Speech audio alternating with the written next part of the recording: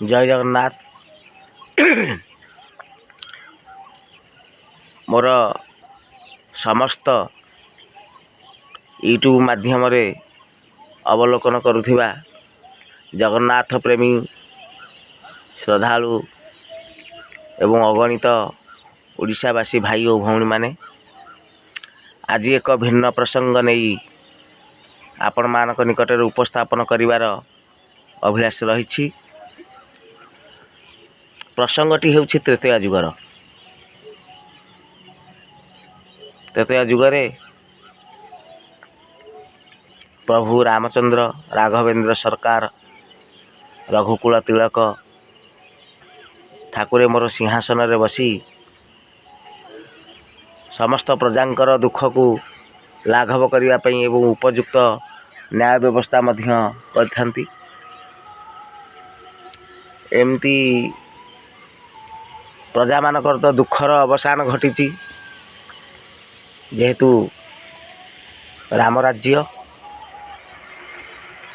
प्रजा मान समस्ते सुखरे थांती।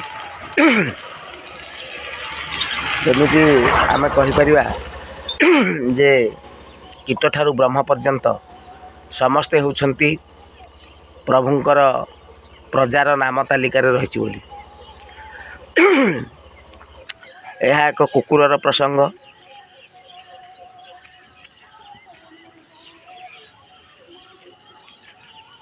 कुकुरटीए केमिति प्रभु रामचंद्र दरबार रे न्याय मागिबा पई आसीछि एवं केमिति प्रभु ताकू न्याय प्रदान करिसेंती। घटनाटी हेउछि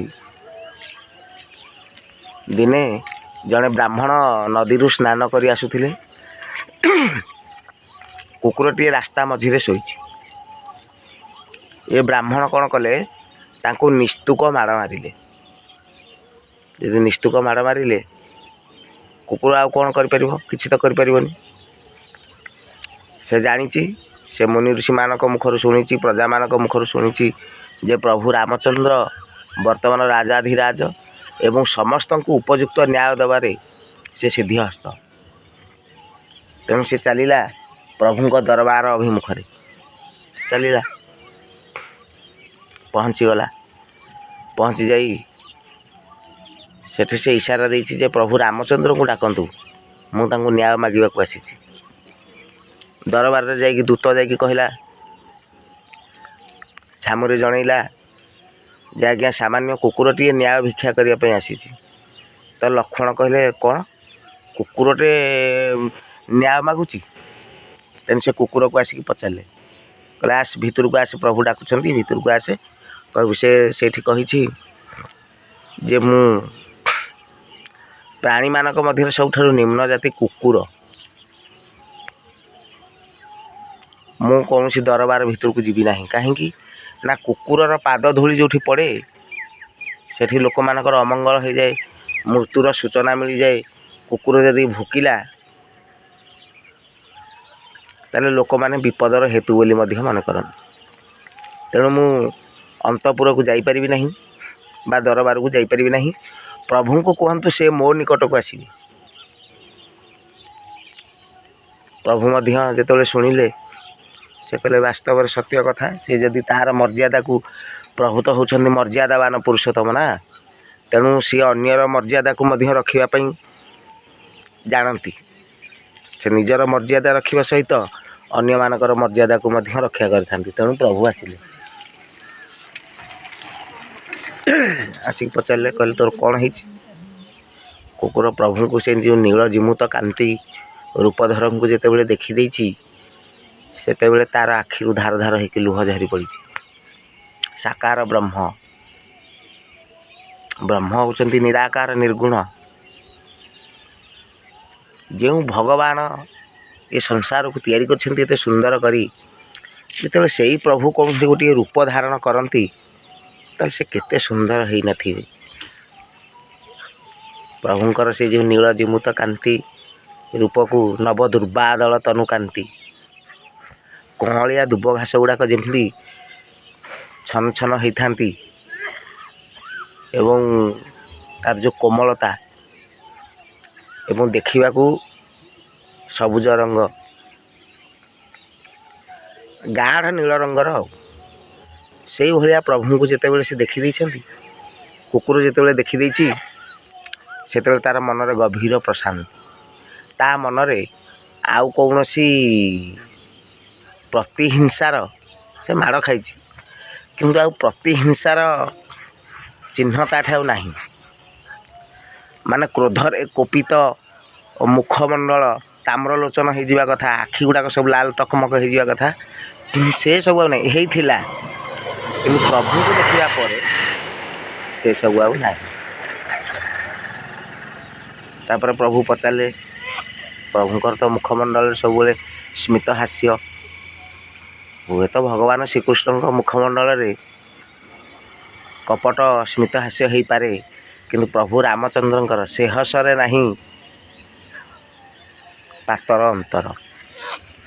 କି ହସ କି ହସି ଦେଉଛି ମୋ ଧନ, ସେ ହସରେ ନାହିଁ ପାତର ଅନ୍ତର। ସେ ହସରେ ପାତର ଅନ୍ତର ନାହିଁ। ସେ କେମିତିକା ହସ। ଆଉ ପ୍ରଭୁ ଯେତେବେଳେ ହସି ଦେଇଛନ୍ତି ସେତେବେଳେ କୁକୁରର ସମସ୍ତ ଦୁଃଖ ଦୂରୀଭୂତ ହେଇଯାଇଛି। ହଉ, ତାପରେ ସେ କହିଛି ଯେ ପ୍ରଭୁ ମୁଁ ରାସ୍ତା ମଝିରେ ଶୋଇଥିଲି, ମୁଁ ହେଉଛି କୁକୁର, ମୋ ଇଚ୍ଛା ହେବ ମୁଁ ଯେଉଁଠି ପାରିବି ସେଠି ଶୋଇପାରିବି, କିନ୍ତୁ ମୁଁ ଜାଣିଛି କେଉଁଠି ଶୋଇଲେ ଲୋକମାନଙ୍କର ଅଶୁଭ ହେବ, ଅମଙ୍ଗଳ ହେବ, ମୁଁ ସେ ସ୍ଥାନ ଦେଖେନି। ତଥାପି ମୁଁ ତ ପ୍ରଜାତିରେ ହେଉଛି କୁକୁର ନା, ମୁଁ ରାସ୍ତା ମଝିରେ ଶୋଇଥିଲି। ବ୍ରାହ୍ମଣଙ୍କର କ'ଣ ଅସୁବିଧା ହେଲା ଯେ ସେ ମୋତେ ପିଟିଲା। କହିଲେ କେଉଁ ବ୍ରାହ୍ମଣ, ତାକୁ ଡାକ। ବ୍ରାହ୍ମଣକୁ ହେଠୁ ଡକାଗଲା। ବ୍ରାହ୍ମଣକୁ ପଚରାଗଲା କି ତାକୁ କାହିଁକି ବାଡ଼େଇଲୁ? ନା ଆଜ୍ଞା ମୁଁ ଗାଧେଇକି ଯାଉଛି, ସେ ରାସ୍ତା ମଝିରେ ଶୋଇଛି, ମୁଁ କେମିତି ଯିବି? ମୁଁ ଅଛୁଆଁ ହେବି ନା ନାହିଁ? ମୁଁ ପୁଣି ଆଉ ଥରେ ଯାଇକି ଗାଧେଇବି? ନା ସେ ତ ରାସ୍ତା ମଝିରେ ଶୋଇଛି, ତୁ କେମିତି, ଆପଣ କେମିତି ଯେଉଁ ଅଛୁଆଁ ହେଲେ? ନା ଆଜ୍ଞା ତା ଛାଇଟା ପଡ଼ିଛି। ଏଇଠି ଛୁଆଁ ଅଛୁଆଁର ଗୋଟେ କଥା ଦେଖିବାକୁ ଯିବା। ଛୁଆଁ ଅଛୁଆଁର ଗୋଟେ ପ୍ରସଙ୍ଗ ଯଦି ଆସିଲା, ମାଟି ତ ସବୁଠି ଲାଗିଛି। ମାଟି କେଉଁଠି ଆଉ ଅଲଗା ଅଛି କି? ଏ ପୃଥିବୀ କେଉଁଠି ଅଲଗା ହେଇକି ଅଛି କି? ତ ଗାଧେଇଲେ କି ଅଗାଧୁଆ ହେଲେ ଯେଉଁଠି ହେଲେ ବି ଛୁଆଁ ଅଛୁଆଁର ଆଉ ପ୍ରସଙ୍ଗ କେଉଁଠି ଆସୁଛି? ସବୁବେଳେ ତ ସମସ୍ତଙ୍କୁ ତ ମାଟି ମା ଧରିଛି ନା, ତା ଭିତରେ ଆମେ ସମସ୍ତେ ଅଛେ। ମାଟି ହେଉଛି ଏକ, ଜଳ ହେଉଛି ଏକ। ନଦୀରେ ସମସ୍ତେ ଗାଧଉଛନ୍ତି, ଉପରରେ କିଏ ଗାଧଉଛି, ତଳେ କିଏ ଗାଧଉଛି, ସେଇ ଜଳ ପୁଣି ବହିଯାଉଛି, ଜଳ ଗଲା। ବାୟୁ ହେଲା ଏକ, ସେଇ ଗୋଟିଏ ବାୟୁକୁ ତ ଆମେ ଶ୍ୱାସକ୍ରିୟା କରୁଛେ। ଯଦି ସେଥିରେ ଛୁଆଁ ଅଛୁଆଁ ହେଲେ ନାହିଁ ତ ତା ଛାଇଟାକୁ ମାଡ଼ିକି ପଳେଇଲା, ସିଏ ହେଇଗଲା ଛୁଆଁ। ତେଣୁ ଏ କଥା ତତ୍ତ୍ୱ ଭିତରେ ଆମେ ଦେଖିପାରିବା। କିନ୍ତୁ ପ୍ରଭୁ ରାମଚନ୍ଦ୍ର କହିଲେ ହଉ, ସମାଜରେ ଯାହା ଚାଲିଛି, ସମାଜ ଯେଉଁଥିରେ ଶୃଙ୍ଖଳାରେ ରହି ତାହାକୁଟି ଧର୍ମ କହି, ଯେଉଁଥିରେ ସମାଜରେ ଶୃଙ୍ଖଳା ରହିବା ପାଇଁ ଆମେ ଏସବୁ କରିଛେ, ତେଣୁ ସମାଜ ବିଶୃଙ୍ଖଳିତ ନ ହେବା ପାଇଁ ଆମେ ଚେଷ୍ଟା କରିବା। ହଉ, ଆଚ୍ଛା, କିନ୍ତୁ ପ୍ରକୃତରେ କୁକୁରର କିଛି ଭୁଲ ନାହିଁ, ସେ ହେଉଛି ନିର୍ଦ୍ଦୋଷ। ତୁମେ ତାକୁ ବ୍ରାହ୍ମଣ ହେଇକି ମଧ୍ୟ ତାକୁ ତୁମେ ବିନା କାରଣରେ ବାଡ଼େଇଲ, ପିଟିଲ, ତେଣୁକରି ତୁମର ଭୁଲ ହେଲା। ସିଏ ଯାହା ଦଣ୍ଡ ଦେବ, ମୁଁ କିଛି ଦଣ୍ଡ ବିଧାନ କରିବିନି। ତୁମେ ତା ପାଖରେ ଅପରାଧୀ, ସେ ତୁମକୁ ଯାହା ଦଣ୍ଡ ଦେବ ତୁମେ ଗ୍ରହଣ କରିବାକୁ ବାଧ୍ୟ। ବ୍ରାହ୍ମଣ କହିଲେ ହଉ।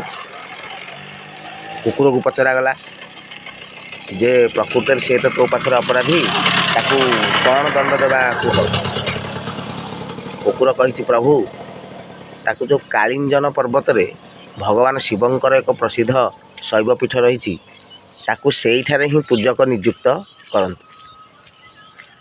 କାଳିଞ୍ଜନ ପର୍ବତ ଏକ ପ୍ରସିଦ୍ଧ ଶୈବପୀଠ, ଯେଉଁଠାରେ ଭଗବାନ ଶିବଙ୍କର ଅମାପ ଧନ ସମ୍ପଦର ଗନ୍ତାଘର ରହିଛି। କହିଲେ ଆରେ ସେ ତ ଗୋଟେ ଛୋଟିଆ ମନ୍ଦିରରେ ପୂଜକ ଥିଲା, ତାକୁ ଏତେ ବଡ଼ ମନ୍ଦିରରେ ପୂଜକ ନିଯୁକ୍ତି ପାଇଲା ସିଏ, ତାହେଲେ ସେ ଅଭିଶାପ ପାଇଲା ନା ଆଶୀର୍ବାଦ ପାଇଲା? ଦଣ୍ଡ ପାଇଲା ନା ପୁରସ୍କାର ପାଇଲା? କୁକୁର ଏଠୁ ହସିଲା, କହିଲା ଆଜ୍ଞା ମୁଁ ବର୍ତ୍ତମାନ କୁକୁର ହେଇଛି ବୋଲି ଆପଣ ଭାବୁଛନ୍ତି କି? ଆପଣ ତ ପ୍ରଭୁ, ଆପଣଙ୍କୁ ସବୁ କିଛି ବି ଅଜଣା ନାହିଁ। ତଥାପି ମୁଁ ପ୍ରଚ୍ଛନ୍ନ କରୁଛି ଯେ ସେ କାଳିଞ୍ଜନ ପର୍ବତରେ ମୁଁ ପୂର୍ବଜନ୍ମରେ ବ୍ରାହ୍ମଣ ଥିଲି, ସେଠାରେ ମୁଁ ପୂଜକ ଥିଲି।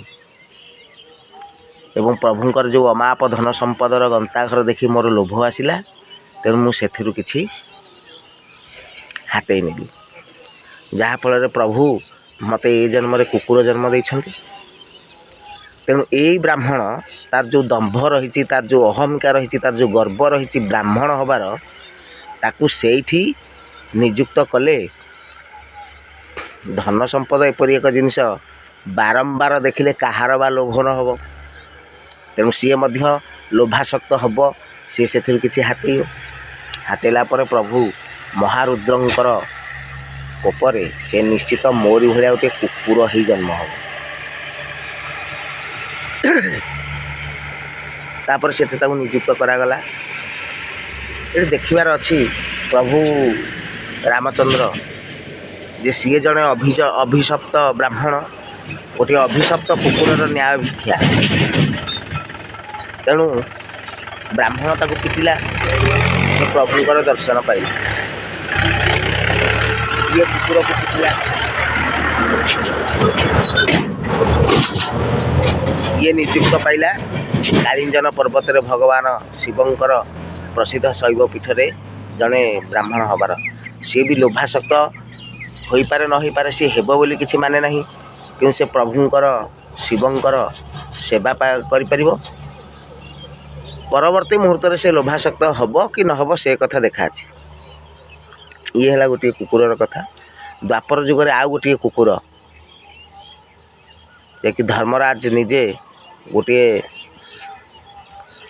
ଶ୍ୱେତାଙ୍ଗ କୁକୁର ହୋଇ ଯୁଧିଷ୍ଠିରଙ୍କ ସହିତ ରହିଲେ ଏବଂ ଯୁଧିଷ୍ଠିରଙ୍କୁ ସ୍ୱଦେହରେ ସ୍ୱର୍ଗକୁ ଯିବା ପାଇଁ ମାର୍ଗ ନିର୍ଦ୍ଦେଶ କଲେ।